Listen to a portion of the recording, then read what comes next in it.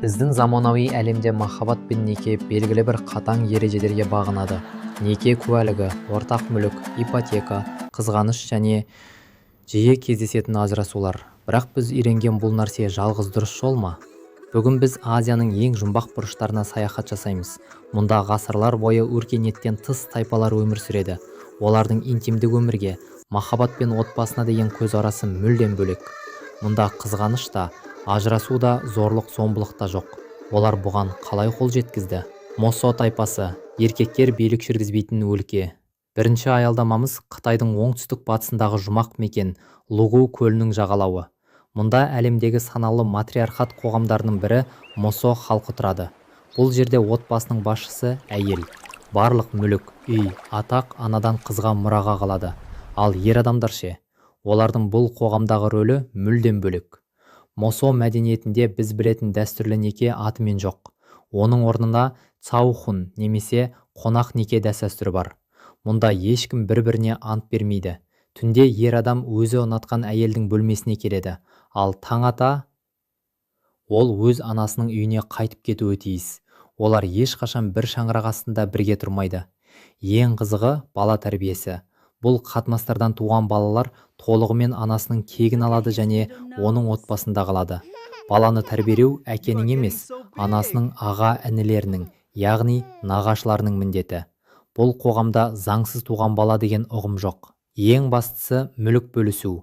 Менікі және сенікі деген түсінік болмағандықтан Мосо адамдары арасында қызғаныш, отбасылық ұрыс керіс пен ажырасу деген нәрсе мүлдем кездеспейді.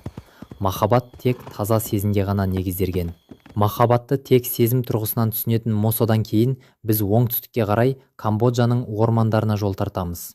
Мұнда жастарға таңдау еркіндігін берудің таңғажайып әдісі бар. Креунг тайпасы, махаббат күркелері.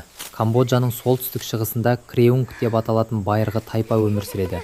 Егер батыс әлемінде ата-аналар қыздарының ұлдармен кездесуінен қауіптеніп, оларды бақылауда ұстауға тырысса, Креунг тайпасында бәрі керісінше.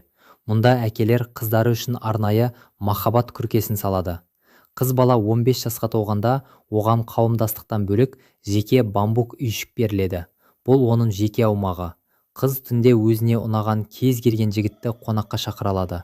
Олар түн ортасына дейін сөйлеседі, сырласады, жақындық орнатады. Егер жігіт қызға ұнамаса, қыз оны еш қиындықсыз шығарып жібере алады. Бұл жерде ешқандай мәжбүрлеу жоқ. Қыздың сөзі заң. Сырт көзге бұл тым еркін немесе бейәдеп көрінуі мүмкін. Бірақ антропологтар бұл дәстүрдің психологиялық тұрғыдан өте тиімді екенін дәлелдеді. Жастар некеге тұрмас бұрын өздеріне кімнің лайық екенін, мінездерінің кіммен сәйкес келетінін нақты түсінеді. Нәтижесінде Креунг тайпасында отбасындағы зорлық-зомбылық деңгейі іс жүзінде жоқ, ал ажырасу өте сирек кездесетін құбылыс. Бұл әйел құқығы мен таңдауын ең жоғары деңгейде құрметтеудің мысалы. Камбоджадағы жеке күркелерден кейін біз Үндістанның қақ ортасына барамыз. Мұнда бүкіл ауылдың жастары бір шаңырақ астында интимдік және әлеуметтік өмірдің мектебін үйрену. Мурия халқы жастық шақ орталығы Готул. Үндістанның орталық бөлігіндегі Мурия тайпасының өз ерекшелігі бар. Олар жасөспірімдерді ересек өмірге дайындау үшін мыңдаған жылдар бойы қалыптасқан Готул жүйесін қолданады. Готул бұл ауылдағы барлық бойдақ қыздар мен ұлдар бірге тұратын үлкен жатақхана немесе қауымдастық үйі. Балалар жасөспірім шаққа жеткенде Готулға көшеді. Мұнда олар тек уақыт өткізбейді. Бұл үлкен өмір мектебі. Олар тайпаның тарихын, заңдарын, әндері мен билерін үйренеді. Сонымен қатар, Готул ішінде жастарға бір-бірімен қатынасқа түсуге толық рұқсат беріледі. Олар серіктестерін жиі ауыстырып, адамдармен тіл табысуды, сезімді басқаруды үйренеді. Мұндағы ең басты алтын ереже ешқандай қысым мен күштеу болмауы керек. Барлығы өзара келісіммен жасалады. Готулдан өткен Мурия жастары ересек өмірге келгенде серіктестің қадірін білетін, қызғаныштан ада және отбасылық өмірге толық дайын адамдар болып шығады. Олар өздеріне өмірлік жарды осы тәжірибеден кейін саналы түрде таңдайды. Біз қарастырған бұл үш тайпаның дәстүрлері біздің заманауи талапқа мүлдем қайшы келуі мүмкін. Сырт көзге олар түсініксіз, тіпті жабайы көрінуі ғажап емес. Бірақ тереңірек үңілсек, бұл ескі салттардың артында үлкен даналық жатыр. Олардың мақсаты адамды шектеу емес, оған таңдау еркіндігін беру, қызғаныш пен зорлық-зомбылықты жою.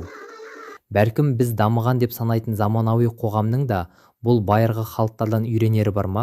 Кем дегенде бір-бірінің құқығын құрметтеу мен махаббатқа еркіндік беруді. Сіз бұл дәстүрлер туралы не ойлайсыз? Қай тайпаның салты сізді көбірек таңғалдырды?